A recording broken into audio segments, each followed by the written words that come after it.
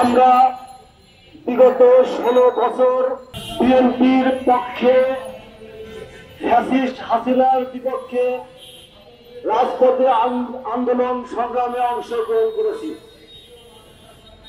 এই আন্দোলনে অংশগ্রহণে থাকার কারণে আমরা বিভিন্ন সময় হয়রানি, মামলা, নির্যাতনের শিকার হয়েছি। ওয়ালটন আবারও মিলিনিয়ার অফারে ওয়ালটন ফ্রিজ কিনে আপনিও হয়ে যেতে পারেন মিলিয়নিয়ার।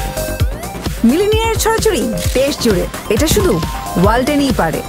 তবুও বাংলাদেশের মানুষের ভোটের অধিকারের আন্দোলনে আমরা রাজপথে থেকেছি, আছি এবং আগামীতেও থাকবো। আমরা দেখতে পেয়েছি গুটি কয়েক এনসিপি নামের এই কুলাঙ্গারদের দল নির্বাচন কমিশন ঘেরাও করতে গেছেন। এমন সময় যে নির্বাচন কমিশন তাদেরই পদোন্নতি হয়েছে। ডক্টর ইউনূস তার পছন্দের ব্যক্তিদের দিয়েই সংস্কারের রূপ স্বরূপ নির্বাচন কমিশন গঠন করেছে।